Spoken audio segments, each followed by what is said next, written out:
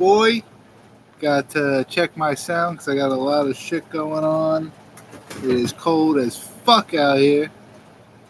So we got heaters going and all that shit. I want to make sure everybody can hear me. All the heaters. Yep, and you got me. We're going to talk about Triad Combat this week. No UFC this week, no Bellator. So what do? We talk about the coolest thing I've seen somebody think of. You know, you hate on Triller a lot because of what they did with, Jake Paul and all this other shit. But, Triller's got a good one here, man. Listen to this. Listen to what this event is going to be. It's going to be in a triangular ring. It is 2-minute rounds, so like a boxing match. There's only punches like you're in a boxing match. They're going to involve the clinch, though. When I heard that at first, that they're going to involve the clinch, I said, well, all boxing involves clinch. So what's going to be different? Difference is you can throw spinning back fists. You could throw Superman punches. You could throw Bolo Punches, which are like, you come in and you hit the Bolo Punch like this. No elbows, no knees, no nothing like that. No foot stomps, but you may step on your opponent's foot to trap them so you can punch them. The clinch, they got underhook. You can underhook and throw punches. You can overhook, throw punches.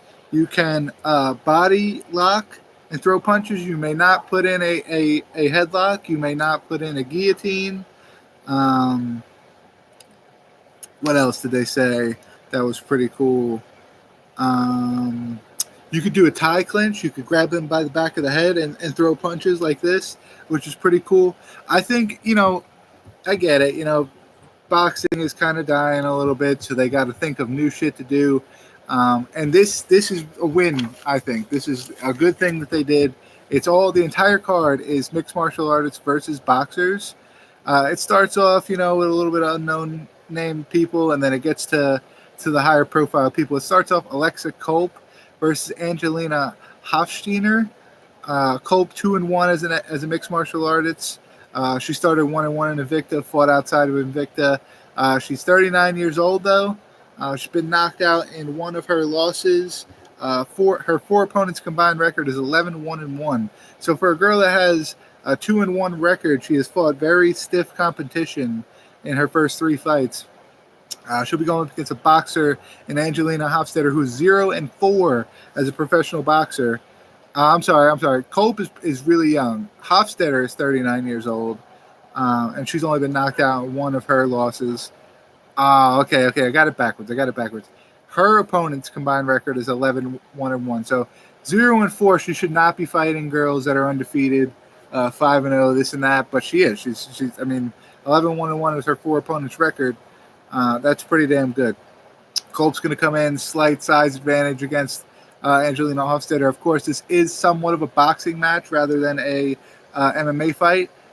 So I have to give the advantage to all the boxers all the way through. The clinch kind of, I was scared for Mike Perry because Mike Perry was fighting, I think to start with, he was fighting Sadiko Bika, who's a very experienced old guy, very experienced boxer, though. I think he's going to be fighting Michael Seals, according to the website now, who I think he's got a better shot against. But either way, I mean, these guys are 40-something years old boxers, and they're going to have the advantage boxing. Now, you throw in the clinch game, and Mike Perry becomes dangerous, man. I know he can't throw elbows. I know he can't throw knees, but he becomes very, very dangerous in the clinch. Second fight's going to be Albert Tumanov versus Scott Sigmon. Tumanov 21-4 as a pro mixed martial artist, hasn't fought since in the past 2 years since his knockout victory in November of 2019. He's got 13 wins by knockout, never been knocked out in his professional career. He'll be going up against Scott Sigmon, 35-15-1 as a professional boxer, 34 years old, lost his last fight for the NABA super middleweight title. He's lost to Roy Jones Jr. in 2018, J. Allen Love in 2015. He's got 18 knockout wins, 7 knockout losses. Very experienced boxer going against the tough Tumanov, who's got a great chin and has always been known to be a really good striker in MMA. Let's see how it translates into the triangle ring. Derek Campos versus Brian Vera. Campos 20-11 as a pro mixed martial artist. Last fight was submission loss to Keone Diggs at Bellator 246 in September of 2020. He's got 6 knockout wins, 4 knockout losses, a 2-inch height, and a 5-inch reach disadvantage coming into this fight at 33 years old. He'll be going up against 39-year-old Ryan Vera, who in his last fight lost a decision to Kendrick Bell Jr. back in April. Bell is 17-1-2, so a very prolific professional boxer. Vera comes into this fight 28-17 with 18 knockout wins and 5 knockout losses. His 2 fights prior to Kendrick Ball, he fought guys with an 0-5 record and a 1-9 record. So this guy went from fighting absolute cans as a 40-something fight veteran to fighting a champion, and a guy that's 17-1-2. So I mean, that's what I'm saying. Boxing has kind of made a mockery of themselves, man. Where you can have this guy who's 39 years old. He's been fighting for 40 fights, and he's fighting guys that are that don't have wins. No wins. I don't know, man. I'm gonna go ahead and jump off a limb, and I wasn't gonna give a prediction, but I'm predicting all the MMA guys win. I don't think any boxer wins. I just saying that strictly out of bias and strictly out of not following boxing and thinking that boxing has kind of made fun of their own style throughout the years. But I'm a bigger MMA fan than boxing fan, so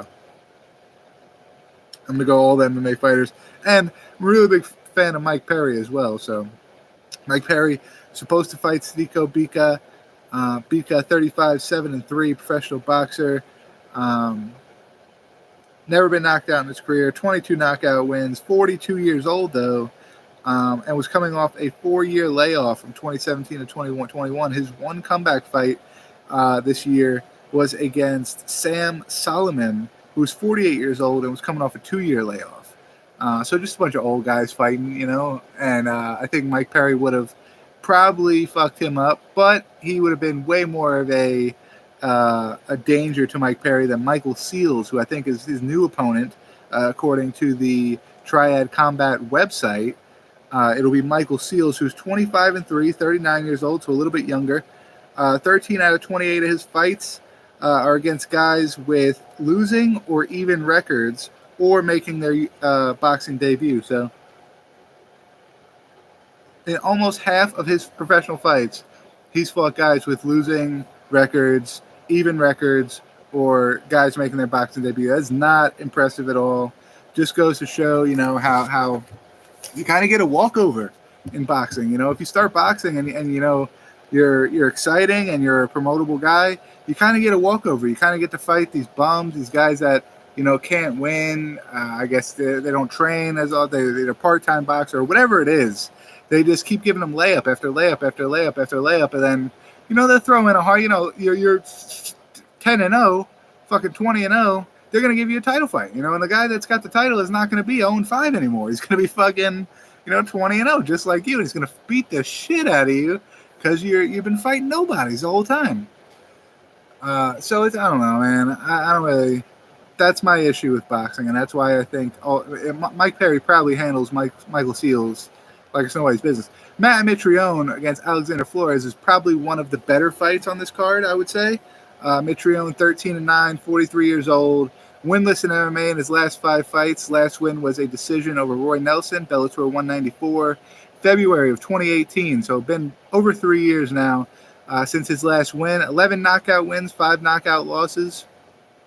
He's going up against Flores, who's 18-3-1 as a professional boxer. 16 out of those 18 wins via knockout, and all 3 of his losses via knockout. He is 31 years old, so somewhat in the prime of his career. His last fight was a knockout loss to Luis Ortiz in November of 2020, and his 3 losses are to Luis Ortiz, Joseph Parker, and Charles Martin. So all big names in boxing. Alexander Flores probably should be able to handle Matt Mitrione pretty easily. Frank Mir versus Kabat Pulev, I think, is one of the biggest mismatches on the card. Mir, although Mir in his last fight fought Steve Cunningham, who is 39-1 as a professional boxer in April. He lost by decision. He's 42 years old. He, like I said, 19-13 in MMA. His last MMA fight was a decision win over Roy Nelson, Bellator 231, October 2019. 5 knockout wins in his MMA career, 9 knockout losses in his MMA career. He was always known to be a majority jiu-jitsu guy. He's a grappler.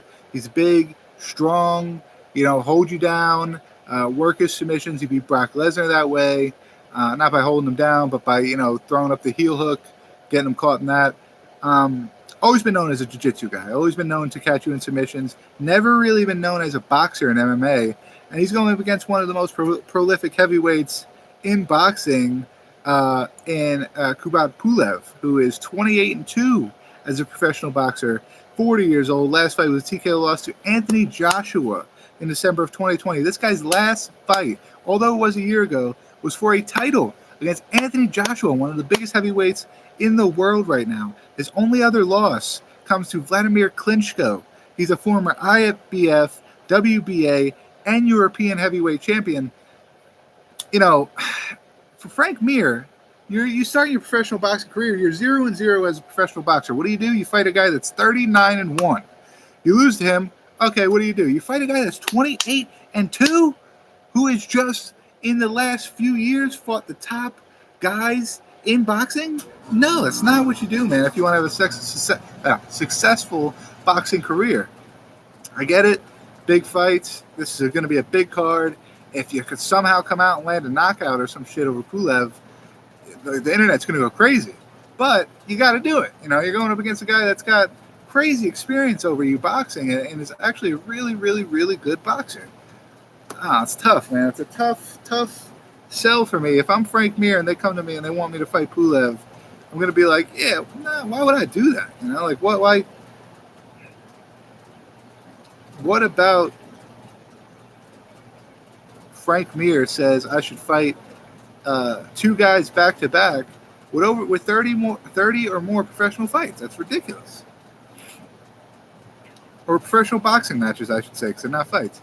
The next UFC card, December 4th, Rob Font, Jose Aldo. Come back next Tuesday. We'll be previewing that. Until then, stay barbecued. You know what it is.